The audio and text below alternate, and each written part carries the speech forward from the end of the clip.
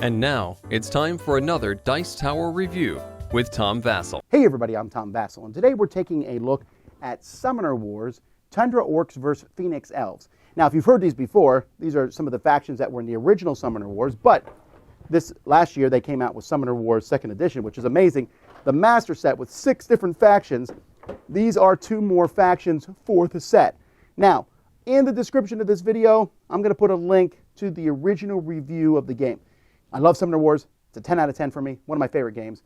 But I'm not going to talk about how to play Summoner Wars in this particular video. You can click the link to see that. In this video, I'm just talking about the 2 new factions, and deck building is possible now.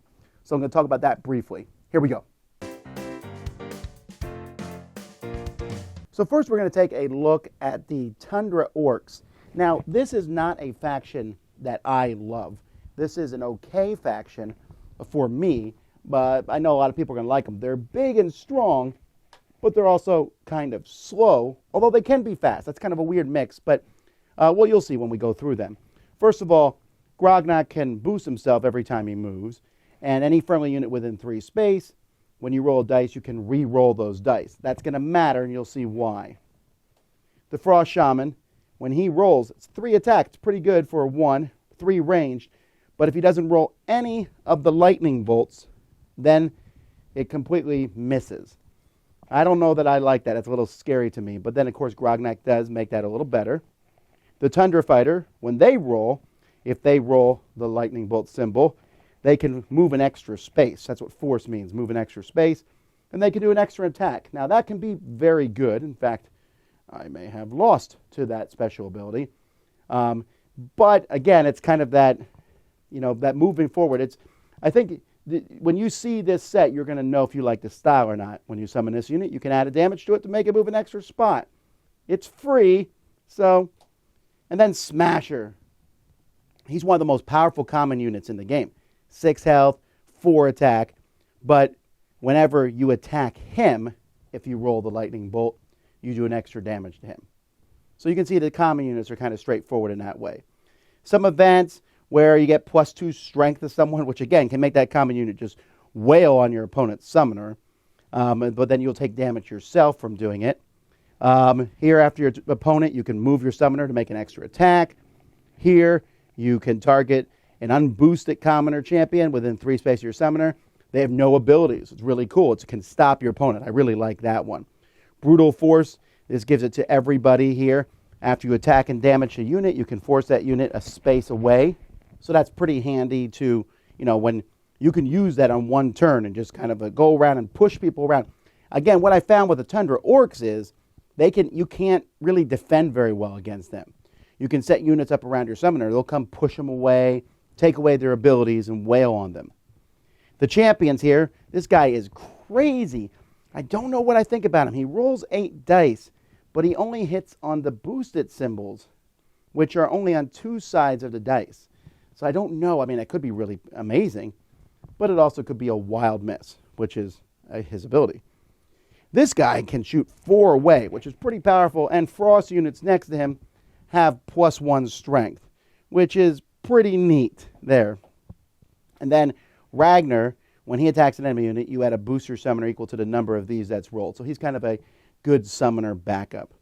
So like I said, the Tundra Orcs are not necessarily a faction that I love, but they're definitely unique and interesting, and some people are going to enjoy them. On the other hand, I really like the Phoenix Elves. So the Phoenix Elves, whenever she attacks here, the summoner, Queen Maldaria, whenever she attacks, she can get a boost, and then she can boost to target a friendly common and place it next to her. So she can shoot and then stick an enemy in a friendly unit in front of her. And she has 4 range. So she's a very offensive summoner, but she can pull a friendly unit to kind of shield her. And then we got the Royal Guardian. So anytime someone moves away from the Royal Guardian, they take a damage. And when they attack someone, you can force them 1 space away. Great mixing with the summoner. The archers, when they move, they can just do 1 damage to somebody. This is very similar to their abilities in the first Summoner Wars. So we're seeing this unit again. The Ember Mage, the first time they're attacked in a turn, they can only take 1 damage. So it takes 2 attacks to take these people out. That can be really handy because they're not just going to be one-shotted. And then the Ember Beast, which can go next to other Ember units and does 1 damage to anything next to it. It's the most powerful unit. It's not that powerful compared to some of the other common units, but the combos that you can do with these is pretty fantastic. Here you can add damage for people next to you. The Spirit of the Phoenix, when the ability of a friendly unit adds damage to an enemy unit without attacking it, it does an extra damage. That makes your archers really powerful. Your main summoner can just shoot someone for 2 damage with burn and then do damage back to people after their hit. It's a very offensive deck, I feel. The Champions, she does 1 damage back if you don't kill her. She's probably my least favorite of the Champions. The Fire Drake's a massive beast here. He can be summoned next to your summoner, and he can go through units, which is pretty impressive. I mean, it's less damage, and you hurt the units that you're through, but who cares? And then Holius, which is one of my favorite champions in the game, because Ember units can be summoned directly next to her, and they get +1 strength. Really powerful. If she's on the opponent's side, you've got to take her down. Because if you don't, she's a moving portal that's going to come and just drop stuff off all over on you. Really like this faction. There's also 2 mercenaries included in here. Black Saber, who's cheap champion unit. I don't know if I would ever use Black Saber because your opponent can use 2 magic. But maybe you would want to use it just to tempt them to steal it from you. Of course, you can steal it right back. An odd unit. But Conqueso, despite having a great name, has the plague. Whenever they move, you roll 2 dice, and they hit everyone next to them. Of course, I can hit your own units. It doesn't say enemy units, so you have to be careful. And when you hit them, they also spread the plague. So it's kind of unique. You can just go around and cause some massive damage. I really like Conqueso. So let's talk deck building, because deck building is now an option in this game. When you build a deck, there are some very specific rules. You have to use your summoner. You have to use a certain number of life gates. You have to use your epic events. But then you can pick standard events, champion units, and common units. Can be anything that matches one of these 3 symbols. So, for example, all mercenaries have this axe symbol on them. So you can put them in a deck. So I could use one of these champions instead of one of the other champions. But you can see Queen Maldaria here has an axe symbol, a fire, and a shield. Well, that means there's a lot of shield units in this deck here, the Vanguards. So I look through the Vanguards deck, and I might find this Renewed Hope. Well, that doesn't show a shield. That shows a star. So I couldn't stick that in deck, but this Temple Priest, I could put with Queen Maldaria.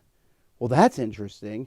And I can also take some units from her deck and put them in Sarah's deck if I want to. She can also work with, she has that fire symbol, and there are some of the units from the Fallen Kingdoms, which would make an interesting matchup to have her with some Fallen units and some of the Vanguard units. On the other hand, Grognard can take units from the Cave Goblins, and he can take units from the Polar Dwarfs, because they both have the water symbol in them. So deck building, especially, and you also have the mercenaries, like I said. You can now with these 2 new decks, deck building is going to expand, and I'm assuming with each more decks as they come, even more is going to happen. So the game comes with dice, it comes with tokens, and I've actually upgraded both of these in my copy. I've upgraded to these blue discs and to these damage tokens, the cubes instead. But all this stuff is going to easily fit in the master box itself. It comes with the exact same rule book as the one, and it comes with a paper mat, which is not, amazing. I'd rather use the board. But again, I'm looking at this as an expansion. But do realize you can use everything in here as a full base game. So there's that. There you go. I mean, I'm excited about the deck building possibilities. I've made a few decks and messed with them a little bit, and I'm sure the possibilities are open. The deck building is actually really easy because you can just sit there and take the cards. It's actually more open than it was in the first Summoner Wars set, so keep that in mind. But, as I said, the Tundra Orcs aren't my style, but I don't care. I'm not saying they're bad. They're just in this set now. And I might even take a few units from there and mix them with other decks. The Phoenix Elves are one of my favorite. I don't think they're my favorite from the new faction yet. But man, I just want to mess with them and add in some of those other units and see what I can do. So this is exciting. I'm sure there's much more to come from Summoner Wars. But this second edition is almost, it seems like it's already halfway robust as much as the first Summoner Wars was. So lots of cool stuff here And if you've never played Summoner Wars before, this is not a bad introduction to the game. So there you go. I'm Tom Vasel, and you've been watching the Dice Tower Summoner Wars. Dice Tower Judgment, excellent!